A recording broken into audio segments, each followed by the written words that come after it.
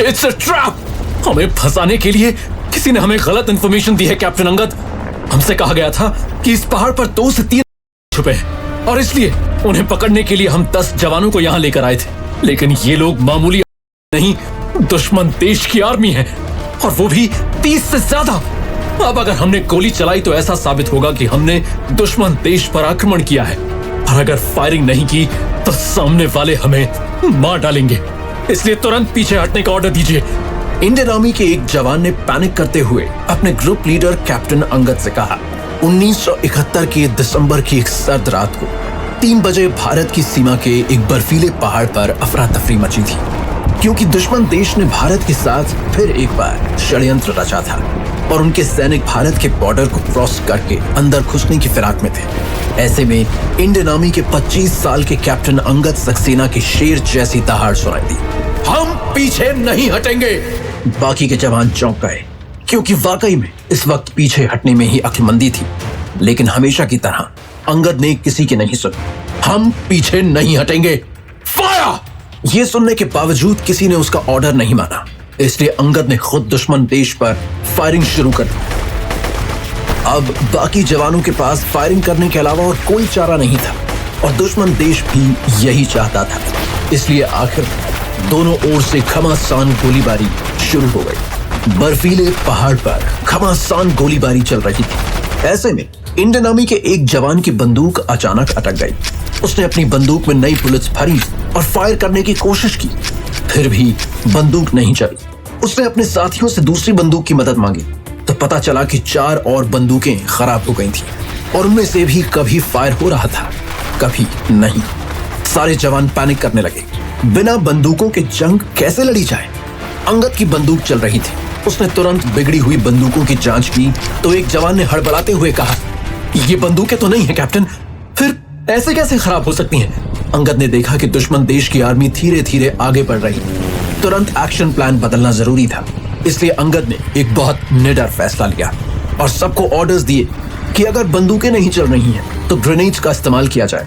एक जवान ने दलील दी, लेकिन कैप्टन हमारे पास ग्रेनेड्स भी ज्यादा नहीं है और वो खत्म हो गए तो हमारे पास ढंग का कोई हथियार भी नहीं बचा है। लेकिन अंगद ने दहाड़ते हुए ऑर्डर दिया, ग्रेनेड्स फेंकते हुए आगे बढ़ो और फिर उन तक पहुंचकर उनके हथियार छीन कर वो इस्तेमाल करो। हम पीछे नहीं हटेंगे। इसके साथ अंगद सामने की ओर एक बॉम्ब फेंक कर आगे बढ़ा। आखिर क्यों कर रहा था अंगद ऐसा? क्यों ऐसा लग रहा था कि वो सुसाइडल मिशन पर है? क्यों जिद पर अड़े हुए हो अंगद? तुम्हें दिख नहीं रहा इट्स अ ट्रैप? ऊपर से कोहरा और बॉम्ब के धुएं में ज्यादा कुछ दिखाई भी नहीं दे रहा है। अंगद के साथी और बचपन के दोस्त ब्रिगेडियर विनय बंसल ने अपने दांत पीसते हुए कहा। अंगद ने कहा, ये ट्रैप जितना दिखाई दे रहा है उससे कई गुना बड़ा है विनय। एक और बॉम्ब दुश्मनों पर फेंकते हुए अंगद ने आगे कहा, एक बंदूक अटक सकती है, लेकिन एक साथ इतनी सारी बंदूकों का एक साथ खराब होना कोइंसिडेंस नहीं हो सकता। अगर आज पीछे हट गए तो हमारे देश को बहुत बड़ी कीमत चुकानी पड़ेगी, जो मैं कभी होने नहीं दूंगा। इसी के साथ विनय की चीख सुनाई दी। दुश्मन देश की एक गोली ने उसके कंधे के चिथड़े कर दिए थे। विनय को घायल होता देख अंगद गुस्से से चीखा और फिर एक हाथ से बॉम्ब फेंकते हुए और दूसरे हाथ से गोली चलाते हुए वो दुश्मनों की ओर भागा और कोहरे में खो गया। सुबह के 9 बज रहे थे। अंगद की आधी team major general Amitabh Sinha के ऑफिस में खड़ी थी। बाकी की आधी टीम घायल होने की वजह से हॉस्पिटल में थी।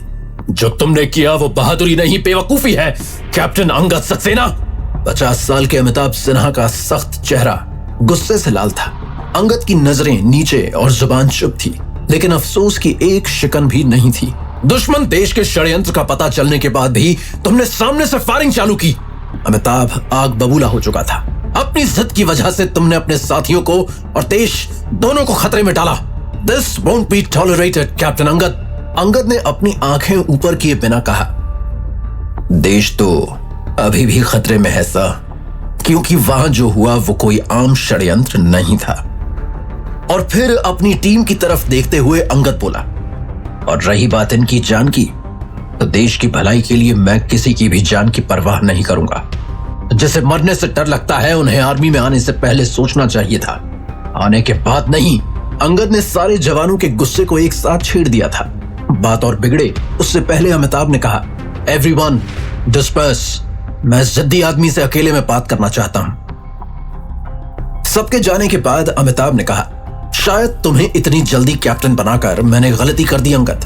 कैप्टन होते हुए तुम्हें स्ट्रिक्ट होना है, निर्दयी नहीं। अब मुझे जवाब दो, तुमने पीछे हट क्यों नहीं की?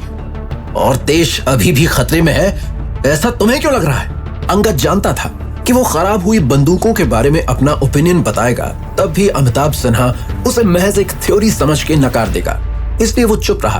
अमिताभ ने अपना लहजा थोड़ा नरम करते हुए कहा, मैं जानता हूं कि पहले भी तुमने कई स्ट्रिक्ट डिसीजंस लिए हैं जो कि देश के हित में थे, लेकिन इसका मतलब ये नहीं कि तुम हमेशा अपनी मनमानी। तभी एक आर्मी कांस्टेबल बिना नॉक किए कमरे में घुस आया और सैल्यूट करते हुए अमिताभ से बोला, sorry sir, but it's urgent. आपके लिए इंटेलिजेंस ब्यूरो से अर्जेंट फोन है। अमिताभ ने तुरंत ही अपनी टेबल पर रखे फोन से कनेक्ट किया। इसी के साथ सामने से एक आदमी की आवाज आई, मेजर जनरल अमिताभ, कल रात सीमा पर हुए हमले के बारे में गंभीर बात सामने आई है। अमिताभ ने सुनते ही फोन स्पीकर पर डाल दिया ताकि कमरे में खड़े अंगद के साथ दरवाजे के पास खड़े बाकी के जवान भी सुन सके। सामने से आवाज आना जारी रही, खबर मिली है कि आपकी कैंटोनमेंट का एक सिपाही दुश्मन देश से मिला हुआ है और कल रात उसी के साथ मिलकर दुश्मनों ने हमारे जवानों को मारने का जाल बिछाया था। जल्द से जल्द पता करो कि वो कौन है। We cannot afford any delays here। कहते हुए फोन काट दिया गया। अमिताभ के साथ साथ सब लोग हक्के बक्के रह गए। अंगद भी शॉक में अमिताभ को देख रहा था। अमिताभ का खून खौल उठा, लेकिन वो जानता था कि जब तक ठोस सबूत नहीं मिल जाता वो किसी पर भी उंगली नहीं उठा सकता था। मुझे अकेला छोड़ दो, कहते हुए अमिताभ ने अंगद को बाहर भेजा और सोचने लगा कि कौन हो सकता है वो गद्दार। ऐसे में अमिताभ ने किसी की आवाज सुनी, सर। पीछे मुड़कर देखा तो अंगद की टीम का एक जवान आया था। वो एक कदम अंदर आया और बोला, सर, मैं कैप्टन अंगद को 2 सालों से जानता हूं, लेकिन कल रात उनका बर्ताव कुछ अलग ही था। ऐसा लग रहा था मानो उन्होंने कल हमें मरने के लिए छोड़ दिया था। ना जाने क्यों मुझे ऐसा लग रहा है कि कैप्टन अंगद ही गद्दार। Shut up! गुस्से में अमिताभ ने उस जवान को अपनी बात भी खत्म नहीं करने दी। वो निर्दयी हो सकता है, बेवकूफ भी हो सकता है, लेकिन वो गद्दार नहीं हो सकता। जवान मुंह लटकाकर बाहर निकल गया और अमिताभ सिन्हा अपना सर पकड़कर बैठ गया। देखते ही देखते रात हो गई। अपने बेड पर सोए अंगद की नींद उड़ी हुई थी। पिछली रात के हमले के बाद से अब तक जो कुछ भी हुआ वो सब अंगद याद कर रहा था। कुछ सोचकर वो बिस्तर से उठा और बाहर निकल गया। एम्यूनिशन के कमरे के बाहर एक गार्ड रेडियो सुन रहा था। रेडियो पर दुश्मन देश के किए हुए हमले की खबर आ रही थी। रेडियो के जरिए देश में एक गद्दार है, ये खबर लोगों तक भी पहुंच गई थी। गार्ड से वो कमरा खुलवाकर अंगद अंदर गया और लालटेन की रोशनी में बिगड़ी हुई बंदूकों को जांचने लगा। तभी बाहर कुछ आवाज हुई। अंगद ने खिड़की से देखा तो 19-20 साल की लड़की गार्ड के सामने गिड़गिड़ा रही थी। अंगद सतर्क हो गया। वहीं से उसने एक बंदूक ली और अपनी जेब में डाल ली। मुझे बहुत ही जरूरी बात। जब अंगद बाहर आया तब लड़की सिसकियां लेते हुए रो रही थी और बोलने की कोशिश कर रही थी। अंगद को देखकर वो भागते हुए उसके पास आई और घुटनों के बल गिर गई, मानो उसकी सांसें भागने से फूल गई हों। अंगद ने गार्ड से जाने को कहा और फिर खुद घुटनों के बल बैठकर कड़क आवाज में पूछा, क्या हुआ? लड़की ने कहा, मुझे एक बहुत जरूरी बात बतानी है। दूर खड़ा गार्ड लड़की को अंगद से बात करते देख तो रहा था, लेकिन कुछ सुन नहीं पा रहा था। लड़की के कपड़ों से कोई बता नहीं सकता था कि वो हिंदुस्तान से है या पड़ोसी देश से, क्योंकि बॉर्डर पर बसे कुछ गांव एक दूसरे से इतने नजदीक थे कि अक्सर उनकी पोशाक, रहन सहन सब एक जैसा होता था। लड़की की बात सुनकर अंगद चौंक गया। उसने लड़की को शक भरी नजरों से देखकर पूछा, तुम इतनी जरूरी बात कैसे जानती हो और हमें क्यों बताने आई हो? इसी के साथ उस लड़की को अपनी कमर के पास कुछ महसूस हुआ। उसने हैरान होते हुए देखा कि अपनी जेब से अंगद ने बंदूक निकालकर लड़की पर तान दी है। सच बोल लड़की, ये सब कहने के लिए तुझे दुश्मन देश ने भेजा है ना?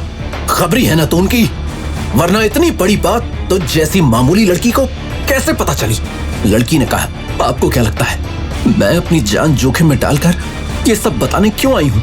आप मानो या ना मानो, पर सच यही है कि हमारे देश पर हमला करने के लिए सिर्फ हथियार बाहर से आते हैं, उसे चलाने वाले लोग तो इसी देश में रहने वाले होते हैं।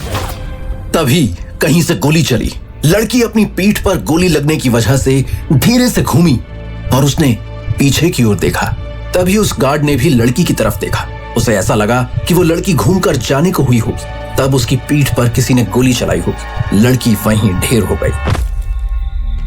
बौखलाया हुआ गार्ड भागकर अंगद के पास आया और उसने देखा कि अंगद, जो कि लड़की के पीछे ही था, उसके हाथ में बंदूक थी जो लड़की पर तनी हुई थी। तुरंत गार्ड अपनी बंदूक अंगद के सर पर लगाता हुआ बोला, सर, आपने सिविलियन को मार डाला। जाहिर सी बात थी कि लड़की पर गोली अंगद ने नहीं चलाई थी, लेकिन फिर किसने चलाई थी? अंगद ने अंधेरे में उस दिशा में देखने की कोशिश की जहां से गोली चली थी। भले ही अंगद को वहां कोई दिखा नहीं था, लेकिन वो पूरा मामला समझ गया था। गोली की आवाज सुनकर फटाफट जवान इकट्ठा होने लगे। अंगद के हाथ से फौरन बंदूक छीन ली गई। अमिताभ सिन्हा ने फिर एक बार अंगद पर हर तरह के सवालों की बौछार कर दी। कौन थी वो लड़की? तुमसे क्यों मिलने आई थी? उस लड़की ने क्या बात की तुमसे? अमिताभ अंगद को बचाने की पूरी कोशिश कर रहा था, लेकिन ऐसा लग रहा था मानो अंगद खुद को बचाना नहीं चाहता हो। इसलिए गुस्से में अमिताभ ने अपना हाथ टेबल पर पटकते हुए कहा, स्पीक डैम इट! गार्ड ने तुम्हें उसके सामने बंदूक ताने पाया था। सारे सबूत ये इशारा कर रहे हैं कि तुमने उस सिविलियन का खून किया है। सच क्या है, मैं तुम्हारे मुंह से सुनना चाहता हूं। अंगद को पता था कि वो जो कुछ भी बोलेगा उस पर कोई विश्वास नहीं करेगा, इसलिए उसने चुप रहना ही बेहतर समझा। लेकिन आखिर ऐसा क्या पता था अंगद को? उसी वक्त आर्मी कांस्टेबल एक रिपोर्ट लेकर आया। रिपोर्ट में लिखा था कि लड़की को लगने वाली गोली इंडियन आर्मी की थी। हालांकि इंडियन आर्मी की गोलियां इस वक्त अंगद के अलावा बहुत सारे जवानों की बंदूकों में थी और ये बात अमिताभ जानता था। लेकिन साथ ही अंगद की चुप्पी और गार्ड के बयान की वजह से शक की सुई अंगद पर ही जाकर अटकती थी। अमिताभ के दिमाग में अब सारी बातें एक साथ घूमने लगी। कैसे पिछली रात को अंगद ने इंडियन आर्मी को बिना हथियार दुश्मनों से लड़ने पर मजबूर किया, इंटेलिजेंस ब्यूरो की गद्दार वाली बात, और अब ये सिविलियन को मारने वाली बात। हो ना हो, ये सब बातें एक दूसरे से कनेक्टेड लग रही थी। इसलिए अमिताभ के पास अंगद को सजा देने के अलावा और कोई रास्ता नहीं था। आखिर में अंगद का कोर्ट मार्शल हुआ और उसे आर्मी से निकाल दिया गया। दूसरे दिन देश भर के अखबारों के फ्रंट पेज पर अंगद सक्सेना की बड़ी सी फोटो थी और नीचे बड़े अक्षरों में लिखा हुआ था, गद्दार अंगद सक्सेना का हुआ कोर्ट मार्शल। आर्मी कैंप से निकलने से पहले अंगद अपने दोस्त और साथी ब्रिगेडियर विनय बंसल से मिलने गया तो विनय ने दुखी होते हुए कहा, कोई कुछ भी कहे, लेकिन मेरे बचपन का दोस्त और मेरा कैप्टन अंगद सक्सेना कभी भी गद्दार नहीं हो सकता। अंगद ने विनय के सामने भी कुछ नहीं कहा, लेकिन उसकी आंखें इस बार हल्की सी नम थीं। विनय आगे बोला, मैं ये भी जानता हूं कि उस लड़की को तूने नहीं मारा, लेकिन मुझे ये नहीं समझ आ रहा कि तूने पूरे वक्त चुप्पी क्यों साधे रखी, खुद की सफाई में कुछ कहा क्यों नहीं? After all it's about your dignity.